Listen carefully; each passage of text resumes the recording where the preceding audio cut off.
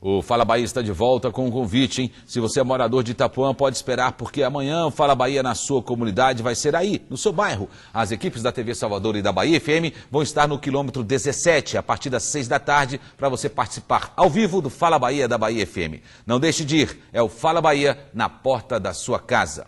Uma pesquisa do IBGE mostra que a expectativa de vida no país aumentou de 70 para 73 anos. No Brasil, já são mais de 20 milhões de pessoas acima dos 60 anos e esse número vem crescendo a cada dia.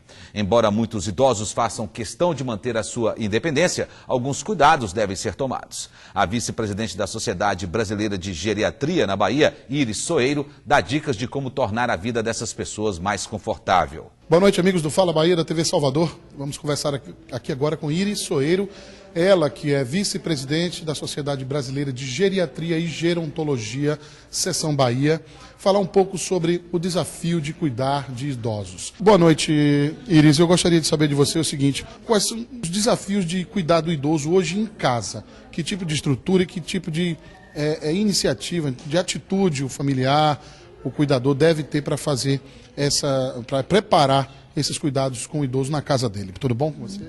Tudo bem. Como você começou falando, né? Então a expectativa de vida tem aumentado, então as pessoas idosas estão envelhecendo, quer dizer, as pessoas estão envelhecendo, chegando à longevidade. Hoje a média de anos de vida é 73 anos, segundo o nosso último censo. E associado, né, a essa maior longevidade, nós temos mais frequentemente as doenças crônicas, né? E por isso, até pelo próprio processo de envelhecimento, precisaremos sempre de algumas adaptações em todas as áreas, não só nas residências, no sentido de tornar esse idoso mais autônomo e mais independente. Então, qual é o maior desafio? É o que a gente chama manter a capacidade funcional do idoso, manter a independência, manter a autonomia. Hoje, o que se preconiza é que controlar a doença é extremamente importante para que o idoso seja saudável, mas é muito mais importante estar estimulando esse idoso no seu dia a dia. E para isso você precisa de algumas adaptações. E como você perguntou em relação ao domicílio, realmente precisamos de algumas adaptações para evitar que o idoso sofra riscos e que esses riscos se tornem complicações que comprometam completamente a qualidade de vida dessa pessoa. Então, coisas mínimas com relação ao ambiente, por exemplo, né? Então, um tapete que não deve existir, porque o tapete é um dos dispositivos que mais comumente leva a tropeços e a queda na pessoa idosa. A instalação de adaptações de apoio no banheiro, ao lado do vaso, no banheiro mesmo, no box, para que dificulte, dê mais segurança ao idoso se mobilizar, se movimentar e evitar os acidentes com quedas. Tá? A iluminação apropriada. Então, o quarto de uma pessoa idosa, o ideal é que tenha um interruptor próximo à cama e outro interruptor na saída do cômodo. Porque se levantar à noite, né, para ir ao banheiro, ao sanitário, ele já acende a luz e com isso você vai diminuir o risco de sair até a saída do cômodo para acender a luz, o interruptor e ter o risco de quedas. Além das questões ambientais, né, a gente tem assim, alguns cuidados do próprio idoso. Então, o tipo de calçado que ele seja antiderrapante. Nós temos a questão do comprimento de uma calça, né? Uma calça não deve ser muito comprida para evitar que o idoso tropece nessa calça e caia. Que no momento que ele esteja deitado, ele nunca levante abruptamente. Que tenha o cuidado de sentar-se por alguns minutos e depois levantar para evitar o que a gente chama normalmente de hipotensão postural e que é mais frequente na pessoa idosa. Né?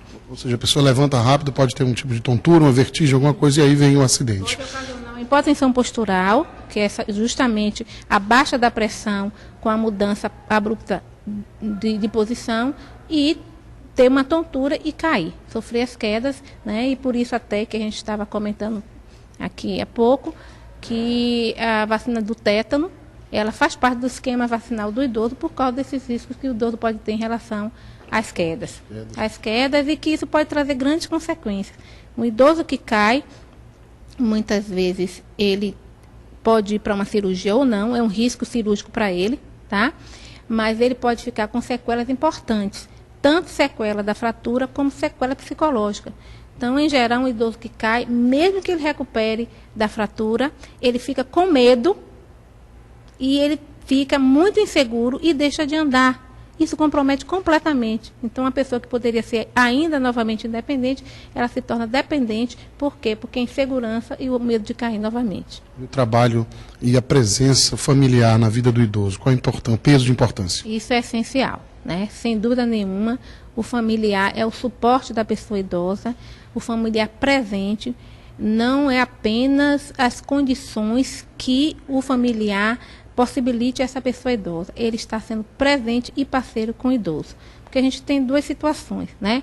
A gente tem aquele familiar que ele não está presente porque ele precisa sair para trabalhar, acaba contratando um profissional para estar cuidando do idoso, mas temos também aquele profissional, aquela família que tem condição de estar mais próximo do idoso e que tem um poder adquisitivo muito elevado e paga tudo para o idoso e fica totalmente distante, né? Então, a questão do vínculo familiar, o relacionamento, a afetividade, que isso nenhum profissional substitui, isso é imprescindível.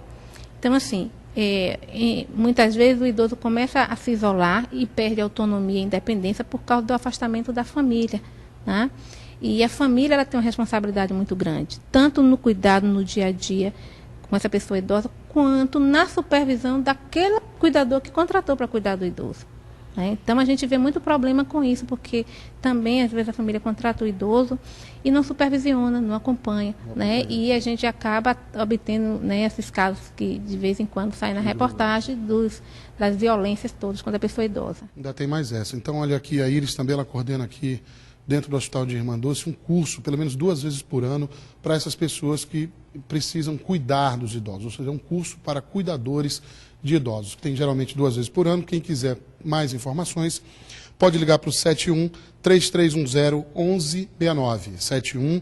71-3310-1169, em horário comercial.